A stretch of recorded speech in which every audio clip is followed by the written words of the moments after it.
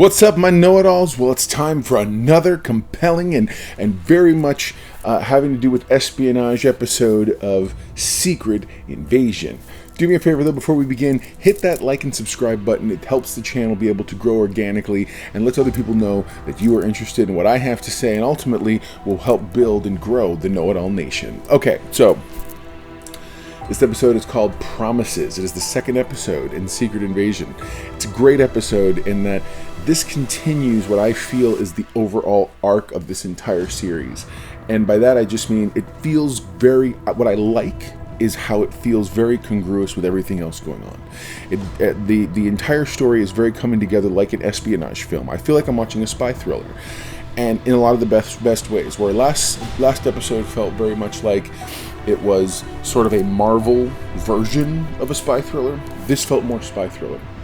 And I'm hoping that's what continues to happen. But I'm not going to get ahead of myself. Let's get into it.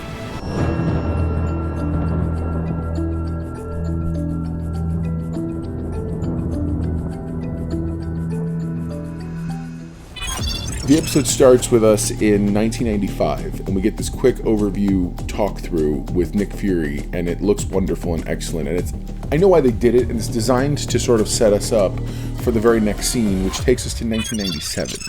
1997, and this is where it kind of falls off the rails a little bit, because the de-aging for the series is not as good as it was for the movie. Meaning the movie Captain Marvel, where we're first introduced to the Skrulls and a younger Nick Fury in that stage and era.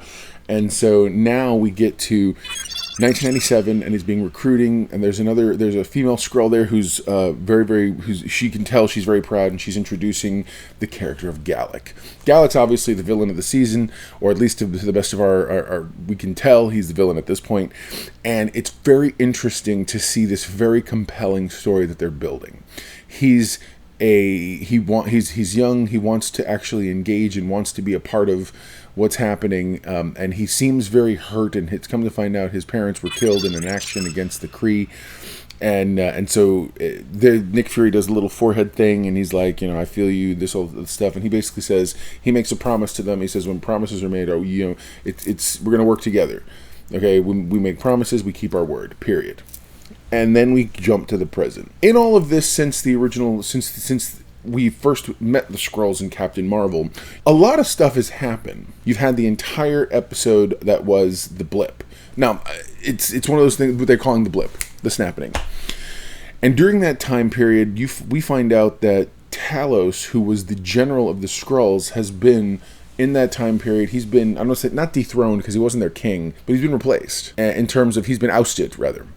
And Gravik is now part of the council who runs the Skrulls, and the council consists of the Prime Minister of England. It consists of the guy who's on the like shock jock style, their pseudo Fox News network. Other folks, the French Prime Minister, and other people so they've set themselves up as world leaders. Okay, with the exception of the American president. And we get this moment, because remember, everyone's reeling from this whole thing. So then we have this moment where they're on where there's a train, and they're on it, and Talos is helping Nick Fury get away, and Nick Fury while he's on the train, he has a conversation. He introduces this game, says, "Tell me something I don't know." And the idea is it's like 20 questions. It's like any of those games where you play like the ABC game or something while you're traveling. It's a travel game. Very simple. And he explains the basic premise with his mom. He used to say, "Tell me something about you and this little girl," and blah, blah, blah, and this and that. And he told us he'd made something up because him and this little girl had a long-standing the game that they would play, the whole bit.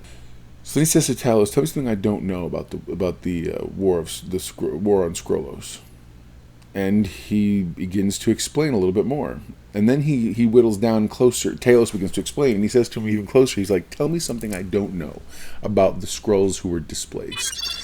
And dude says, "They're all here." And Nick Fury's like, "What do you mean they're all here? That's impossible. Like, it's only supposed to be a handful of them on the planet." He explains to him, while he was gone, what else was he going to do? Like, he disappeared. Promises were made. He disappeared, and as soon as he got back, he went up to his little space station. Like, boots hadn't hit Earth 2 seconds, and he was gone. He's been gone for years. And they have a little argument and whatnot, and finally Nick basically kicks him out and says, "Look, just go. Just go." I like what they're doing, because he's clearly someone who needs to understand what's happening, and he doesn't know anything about what's going on. And so he's learning that. So not only do we get the moment where Maria Hill is brought home, her body's brought home, her mom has an encounter with Nick Fury, and where she's basically like, Maria trusted you and believed in you, and what happened? And he says, we were ambushed, somebody knew we were coming, they're coming for me, and she's mad at him, and she's like, you make my kids, you make her sacrifice mean something. And of course, Samuel Jackson, I don't know where the accent. Samuel Jackson is playing a very nuanced Nick Fury, and it's one that I really appreciate, especially when we're going for that espionage feel. And so, Rhodey now we get Rhodey again, Don Cheadle, reprising his role as Rhodey, and he's sitting there at essentially a UN Security Council meeting, I believe, and being questioned. And he's essentially doing the thing he does, which is he's like, look, I don't know if these are genuine. You want me to believe Russian espionage information? You want me to believe their evidence? But I don't see a shred of actual evidence, and we're willing to look at it, investigate it. He's basically putting them off because the president's not there, and he essentially tries to flex because that's what we do apparently as Americans. We flex, and when he's leaving, he gets a phone call, and it's Nick Fury, and they set up a meeting. At the meeting, Rhodey and him have this really, really good and very engaging back and forth that I enjoyed hearing. And Nick Fury tries to play the race card where he's like, aren't you supposed to help me? Are we supposed to be this and that? People who did this and that. And it basically says, look, I'm the guy, boils down and he says, I'm the guy who does this, I'm the guy who does that. He's like, and I'm the guy they've sent here to fire you. That's where you are. And he's like, and so the dude, his big security agent, picks him up, tries to help Nick Fury up, and Nick basically just breaks his wrist and is like, you think you can fire me? Yeah, it's pretty dope. It's great. And I'm like, all right, Nick, I got you. So yeah, that's where this whole thing wraps up. And he leaves. Meanwhile, they go to a meeting of the heads, the council I was just telling you about a second ago. So the Prime Minister, Prime Minister of France, Prime Minister of Britain, the head of their in-universe version of Fox News, and all these people who are all Skrulls, and this is the council, and he walks in, and they're like, we're going to trust the Jesus and this, and blah, blah, blah. And then he basically says, look, y'all don't understand, revolution's coming, things are coming, and who's going to stand with me? And the British Prime Minister lady, who apparently has been working with Gravik the whole time, nominates him to be the new general, the Skrull general. Everybody has to, except for one lady. She's allowed to leave peaceably because he doesn't want to get into a fight with his own kind. She leaves and she calls up Talos and she says, hey man, he's just been voted in as the new general. We're in trouble.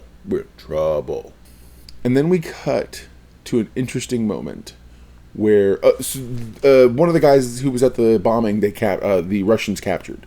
So then we cut to Olivia Colman, her head of MI6, and she walks right in, and these Russians are like, what are you going to do this? And he's like, he's not giving you nothing. And she's like, oh, it's all right. Well, why don't you guys just go ahead and pop off? And he gets a phone call very quickly from the head of his department, who basically says, all right, we got to go. And they go outside. And she uses something that's his blood boiling or whatever, and gets some information out of him, and then escapes because she knows that they're coming. We do understand Gaia. Apparently Gaia did turn at one point on her father. And now Gaia is using that relationship. It's very reminiscent of Ant-Man and the Wasp. How the character of Wasp was a double agent originally. Well, she was against Hank originally, voted him out of his own company, and now she was helping because she realized the truth. Same exact idea. When she was young and idealistic, she wanted to rebel, and she really wanted to see something happen, and then all of a sudden she realized, oh my gosh, Galik's crazy. And so she is now communicating back and forth with her father. Then we cut to a very interesting end scene button. And in this end scene button, you see Nick Fury arriving at a house. They show briefly the woman who was the Skrull woman, who was the one who introduced Galik to Nick Fury and them. She's chopping vegetables. He walks in the house. When he comes around the corner, she's now got a human body on.